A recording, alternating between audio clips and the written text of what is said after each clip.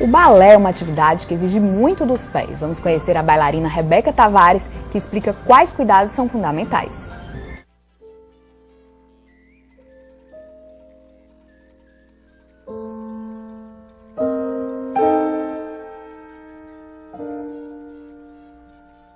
Meu nome é Rebeca Tavares, eu tenho 19 anos, curso Arquitetura e Urbanismo e sou bailarina. Faço balé desde os 3 anos de idade. Todos os dias eu saio da faculdade e venho direto para o balé e fico aqui no balé nesse período de 6 horas da noite até às 9. Quando a gente é mais nova, não exige tanto. O balé é muito uma brincadeira, tá? Um hobby. Depois de um tempo, quando eu fui crescendo por mais ou menos, eu tinha uns 10 anos, já começa a aparecer oportunidades de concursos, de apresentações de teatro. Então, a nossa rotina se intensifica. A gente faz mais aulas, mais ensaios. E quando eu tinha mais ou menos uns 12 anos, que foi justamente na época que eu comecei a ensaiar mais para concursos e espetáculos aqui da escola, eu comecei a sentir mais dores, principalmente no meu pé direito. Ano passado, eu torci o pé, ensaiando, há 3 dias antes do espetáculo. Eu tive que apresentar porque não tinha quem me substituísse. Então eu dancei com o pé torcido e só depois que eu fui atrás de corrigir, de ir no médico, engessei. E aí eu tive que parar no período mais ou menos de 2 meses, assim, parar totalmente. Depois eu voltei fazendo fisioterapia e tal e fui voltando para o balé aos poucos. Passei em média uns 4 meses sem calçar ponta. A gente tem uma rotina de segunda a sexta, então a gente não descansa praticamente. Quando a gente tem espetáculos, a gente bota o sábado também. Então é de segunda a sábado o dia inteiro e é dentro da sapatilha de ponta o dia inteiro e sofre muito, principalmente quando a gente tem calo, porque não tem um tempo de cicatrizar, né? A gente tem que bota o esparadrapo e continua ensaiando e às vezes machuca mais e cai unha, tudo. Nessas épocas de ensaios mais intensos, aí eu cuido às vezes com algum gel, aqueles que relaxam o pé e tal, mas meu cuidado normalmente é um cuidado básico. Vou na pedicure, faço o pé normal, uma massagenzinha simples, só.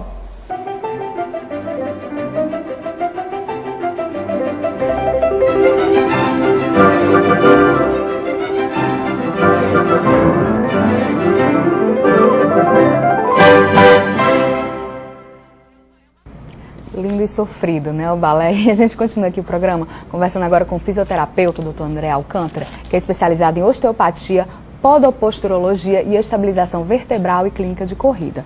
Doutor André, o que é a podoposturologia, né? Esse nome tão difícil, eu treinei para poder falar.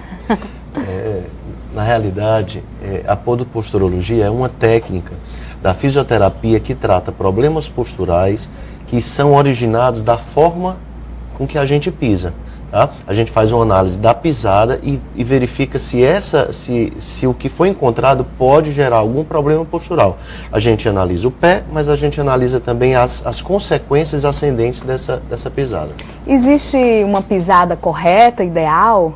Bom, na realidade, a pisada ela está muito relacionada à adaptação, tá?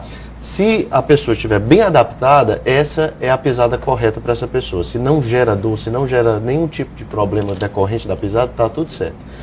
Mas a gente tem que pensar que se a pisada, que a gente chama de pisada neutra, ela oferece menos sobrecarga àqueles ossos e aos músculos que compõem o pé, então essa seria uma pisada mais adequada, tá? Que gera menos problemas futuros e ascendentes por conta da realização do contato do pé com o solo. Pesquisando sobre esse tema, eu ouvi falar de 3 tipos de pisada, né? Eu queria que o senhor explicasse um pouquinho sobre isso. Bom, as 3 mais conhecidas são a neutra, tá? Que eu acabei de falar dela, que é onde existe uma maior congruência, um maior conforto das estruturas do pé na hora do contato com o solo. Existe também a pisada pronada, que é quando o pé cai para dentro, é quando a pessoa que tem um pé chato, pé plano, cai o arco plantar e o pé vira com o tornozelo junto para dentro. E existe a pisada supinada. Essa pisada é o contrário da pronada. Ela tende a jogar o pé um pouco para fora. A gente usa mais a lateral do pé na hora do contato com o solo. E o que vai definir isso? Assim, na infância, quando é que a gente constrói a nossa pisada? A infância ela é super importante, mas na realidade isso é uma programação genética que a gente tem. A gente já tem uma tendência a desenvolver aquele tipo de pisada, a não ser que exista alguma interferência traumática nesse processo de desenvolvimento, uma fratura, algum tipo de lesão que possa causar uma alteração dessa pisada. Tanto é que existem pessoas que têm um pé com uma característica e outro pé com outra característica, um pé pronado, outro supinado, por exemplo. Interessante. E isso o profissional observa apenas clinicamente, olhando para o paciente, o andar? A análise clínica ela faz parte dessa avaliação, tá? É uma parte muito importante da avaliação, a inspeção, essa análise clínica. Existem outras formas também de verificar como é que esse pé se comporta durante o mecanismo da marcha, né, do caminhar ou da corrida. Existem aparelhos que medem a pressão do pé no solo e juntando esses dados, cruzando essas informações desses equipamentos com a análise clínica, a gente vai ter um diagnóstico mais bem traçado. E quando esse diagnóstico observa que está havendo esse pisar inadequado, né, que está sobrecarregando, como você explicou, os músculos, as estruturas do corpo, dá para corrigir isso depois de adulto? Dá, assim, na realidade a palavra correção vai estar relacionada ao uso de algum tipo de técnica ou de equipamento que possa resolver. Depois de adulto, não vai existir a possibilidade de mudar o tipo de pisada. Ele tem um pé plano, aí o pé vai virar neutro ou supinado. Vou aprender a andar diferente do que eu ando até agora. Pois é, na realidade isso não vai acontecer, tá? E a gente vai intervir nessas pessoas quando existir alguma queixa, se houver alguma dor ou então alguma alteração muito importante. Se não houver dor e não houver alguma alteração muito importante que a gente acredite que possa vir gerar uma dor no futuro, a gente prefere não mexer, mesmo que seja um pé muito plano ou que seja um pé muito supinado, porque na realidade o mais importante é o que eu falei no início, é a adaptação que o seu corpo tem em relação àquela pisada. Se está adaptado, a gente prefere não mexer. Porque senão as alterações vão gerar novas adaptações e aí sim pode aparecer algum problema decorrente dessa mudança, né? E na infância, quando a gente descobre que aquela pisada na infância não está neutra, não está ideal, existe correção ou também segue a mesma ideia? Existem correções que só devem ser utilizadas em casos extremos, tá? Na infância, na primeira infância, até os 6, 7 anos de idade, na realidade, toda criança tem uma tendência a uma pisada pronada, com o pezinho mais chato, mais achatado no chão, e também existe uma fase, aliás, ela está numa fase de desenvolvimento neurológico e o corpo está se modificando a todo instante, então qualquer alteração que a gente faça, ela não vai ter a mesma resposta que a gente tem no adulto, porque esse corpo está se construindo, essa estrutura ósseo-muscular e a estrutura neurológica ainda está em formação. Então, na realidade, a gente só mexe em casos extremos, em casos que exista queixa da criança, ou então que o pé demonstra alguma deformidade. Porque senão a gente prefere gerenciar com outras formas, com exercícios, tá? Com alongamentos, e não intervir diretamente com órtese, ou com a palmilha, ou com a bota, aí a gente deixa para uma última opção. Falando em criança, eu tenho uma criança pequena, um bebê de 9 meses em casa, e eu observo que ela está começando a dar os passos e isso acontece na ponta do pé. Vai ser uma bailarina, menina. Mas isso é frequente, né, entre as crianças? Isso é comum, né? A criança, como eu falei, faz parte desse processo de desenvolvimento neurológico. Então, eles fazem uma opção que depois vai ser modificada, até porque a ponta do pé ela não foi feita para aguentar a carga toda, mas nesse início, é comum isso acontecer. E quando isso se mantém, assim, a gente observa algumas crianças maiores andando na ponta do pé, isso é um problema? Isso aí pode gerar, mesmo que ele não tenha dor, isso pode gerar um desconforto e provavelmente vai gerar um desconforto.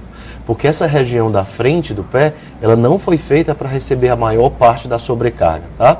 Normalmente a gente tem uma divisão entre 60% na parte de trás do pé e 40% na parte da frente, considerado como ideal, como divisão, como excelência, tá? O que vai fugir disso aí pode gerar sobrecarga. Se você anda na ponta do pé, provavelmente a gente vai desenvolver as famosas metatarsalgias, ou então a fascite plantar, por conta do aumento de tensão na planta do pé. A gente mostrou no começo do programa o trabalho do podólogo, né? Quando a gente não tinha, meu pé era lisinho e tal, né? E de repente começam a aparecer calos. Isso pode estar demonstrando pra gente que tem um problema mais sério vindo? Porque você falou muito em pressão, né? Eu imagino que possa ter a ver. Tem alguma coisa a ver ou não? É para procurar o podólogo mesmo? Tem a ver, sim. Principalmente se for na planta do pé, porque às vezes na lateral está relacionado à adaptação ao calçado, tá? Às vezes a palmilha, o calcanhar, uma costura do calçado que machuca, alguma coisa assim. O sapato novo, né, que a gente fala? Exatamente. Enquanto ele não pega o formato do pé, ele vai sobrecarregar algumas áreas. Mas quando essas calosidades elas são presentes na planta do pé, na sola do pé, então isso geralmente são os primeiros sinais de que existe uma sobrecarga naquele ponto. E se existe uma sobrecarga naquele ponto que a pele já está sofrendo, então provavelmente essa sobrecarga vai se dissipar também para as estruturas internas do pé, como os ossos, as terminações nervosas, os músculos, tá? Então isso aí pode gerar dor, sim. A calosidade é um alerta para a gente. E quando a nossa profissão exige, né? A gente mostrou aí a bailarina, né? A bailarina ela tem essa exigência e o pé da bailarina é bem sobrecarregado. E a gente tem milhares de profissões que lidam com isso, ou seja, por um motivo de elegância, etc. Quando é necessário trabalhar isso, dá pra gente, no restante do dia, minimizar esses danos com outro tipo de calçado? Dá. Na realidade, a gente precisa tomar medidas de precaução maiores do que se a gente não precisasse se expor a esse tipo de calçado, tá? Então, no caso da bailarina, ou de pessoas que passam o tempo todo de salto alto, algum tipo de calçado desconfortável. No período que ele não estiver no horário de trabalho dele, né? Ou do hobby, no caso da bailarina que a gente viu, que ela dança por prazer também. Então, tentar usar sapatos confortáveis e principalmente fazer uma preparação muscular para essa região, tá? Então fazer exercícios de fortalecimento de tornozelo e pé, tomar medidas de alongamento, tá? De proteção usando equipamentos que durante aqueles momentos que ele não está sendo exposto, está sendo sobrecarregado, o pé tem um conforto maior, que é para poder, na hora que for ser sobrecarregado, o pé pelo menos esteja o mais descansado possível. O doutor Henrique falou no outro bloco sobre o calçado mole, né? Hoje a gente imagina que o calçado molinho, aquele calçado que a gente dobra e é todo fofinho por dentro, a mulher principalmente, que ele é o ideal. Isso está correto? Como é que a gente pode se comportar na hora de observar o calçado? Na realidade, o calçado ele tem que ter o mínimo de estrutura, tá? O calçado muito molinho, como o doutor Henrique falou, ele pode não trazer a proteção necessária que o pé vai precisar, tá? A gente também não pode pensar num calçado, então já que molinho não pode, então quanto mais duro melhor? Também não. O pé ele precisa de um estímulo, tá? O ideal é um meio termo, para que haja uma proteção, o calçado traga uma proteção para o pé, mas também não cause uma inibição. Se é um sapato muito estruturado, que apoia muito o pé, ele acaba causando uma diminuição dos estímulos que fazem com que o pé fique vivo e saudável, né? Então um pouco de instabilidade, um pouco de liberdade de movimento também vai ser útil aí, para que o pé consiga, por ele si próprio, resolver e enfrentar esses problemas, esses obstáculos que a gente tem tanto no dia a dia. Então, André, o pé sofre, né? A gente vai para o intervalo agora e na volta você vai poder conhecer o spa dos pés. Já pensou? Já conhecer esse tratamento depois do intervalo.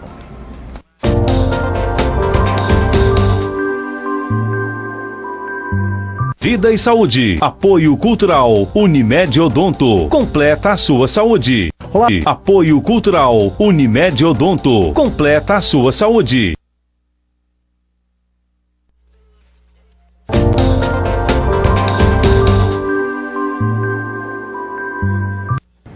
Você tem tratado bem dos seus companheiros de caminhada? Que tal conhecer um spa dos pés? A nossa repórter passou pelo tratamento e nos conta como foi.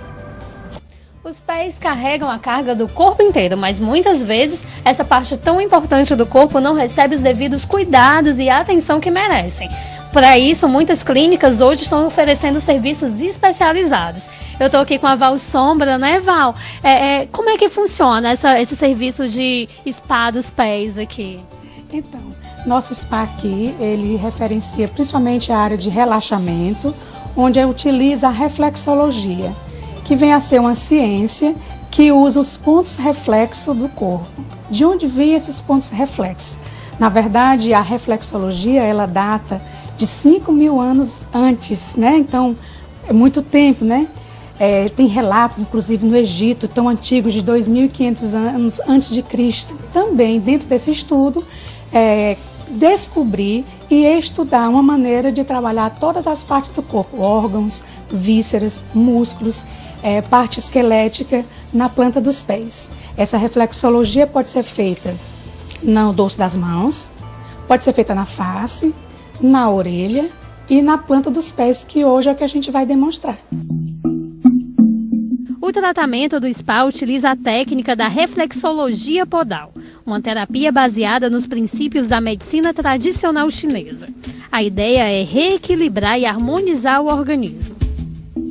A etapa começa com uma higienização dos pés. Depois é feita uma esfoliação e o uso de cremes aromáticos relaxantes. A massoterapeuta explica que o cheiro é fundamental para contribuir com o processo calmante.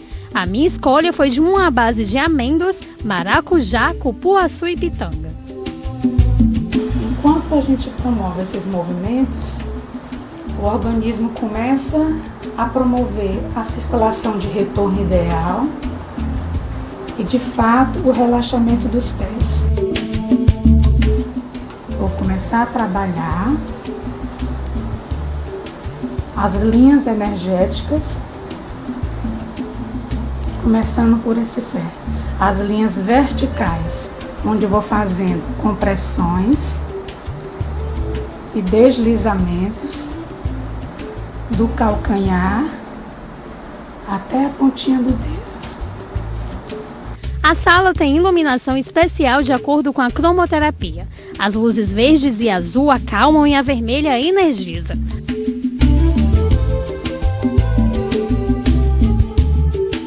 Bom, eu adorei o tratamento, passaria aqui o dia inteiro, né, Val? Muito obrigada. Todo mundo, vamos chamar todo mundo que está em casa para vir fazer, não é isso? Então, venha desestressar, venha se cuidar dessa casa que é tão importante para você, que é o teu corpo.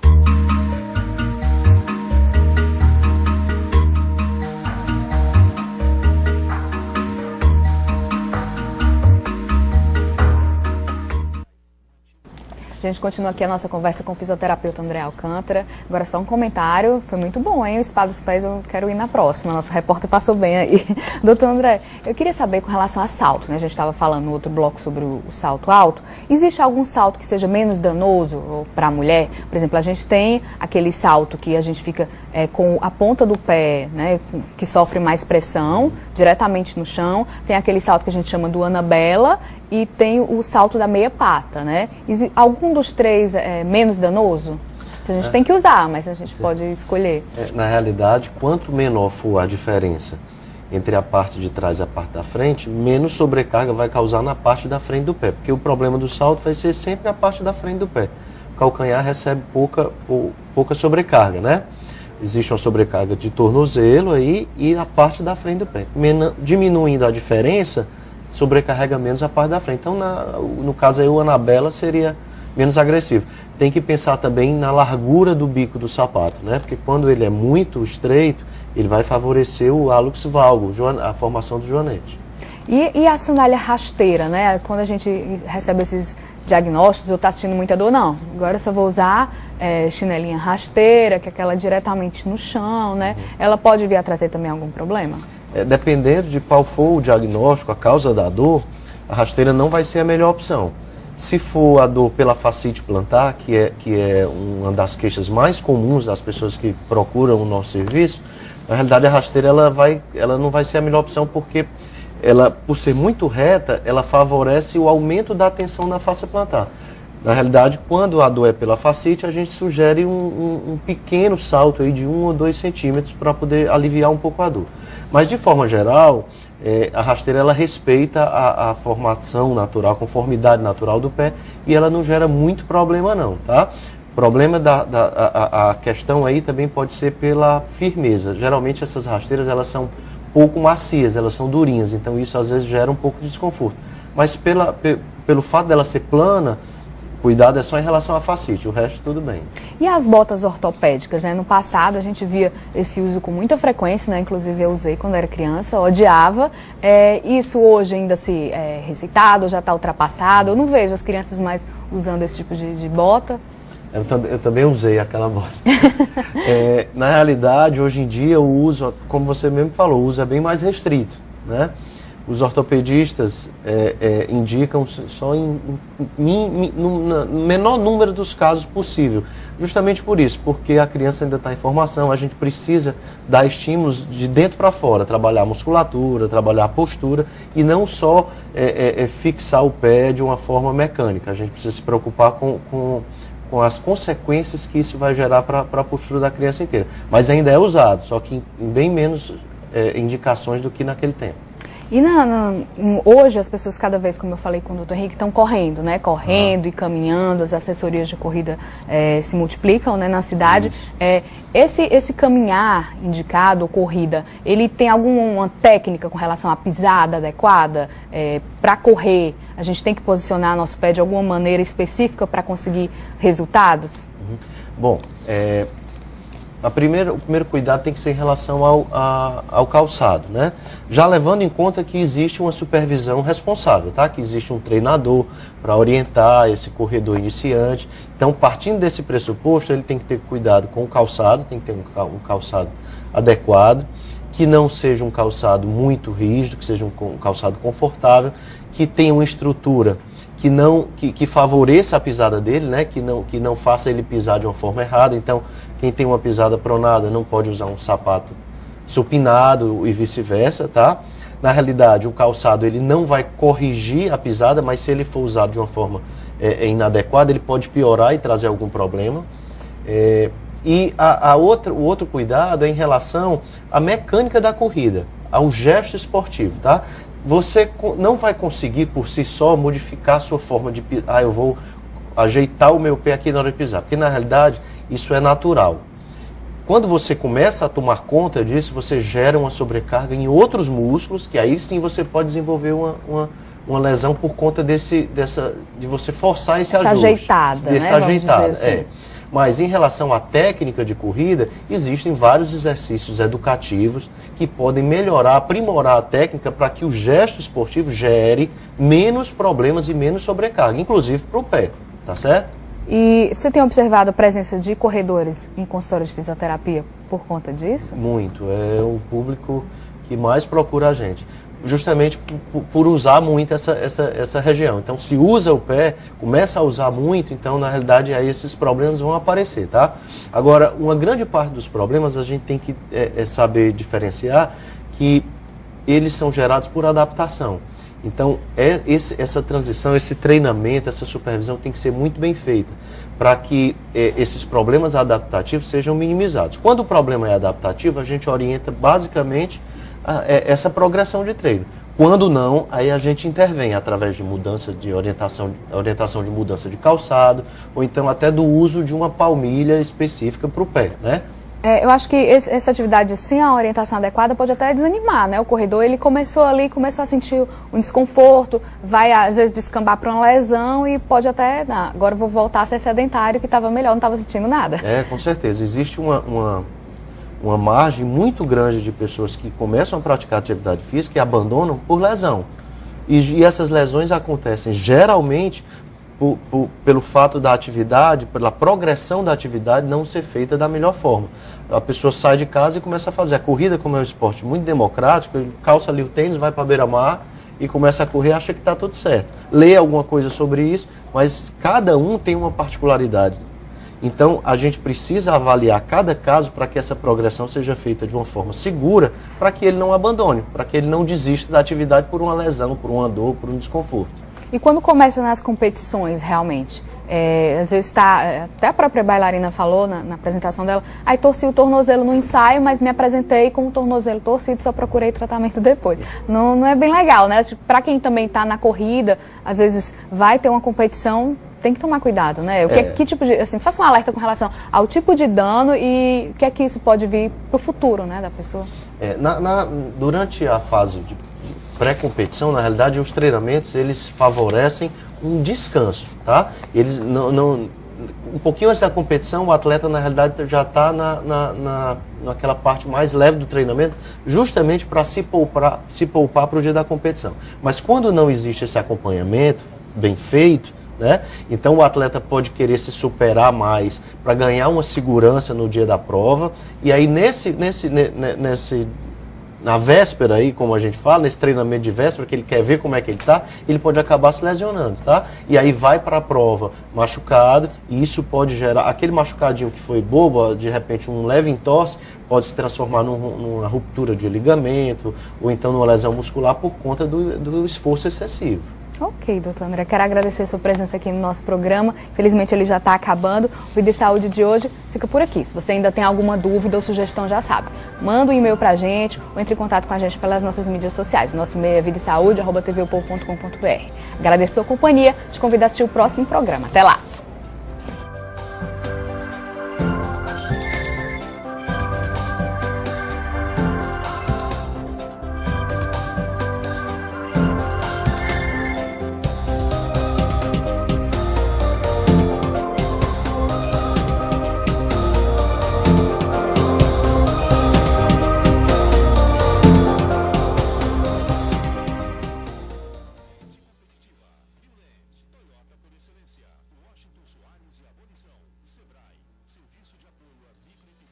Vida e Saúde. Apoio Cultural. Unimed Odonto. Completa a sua saúde.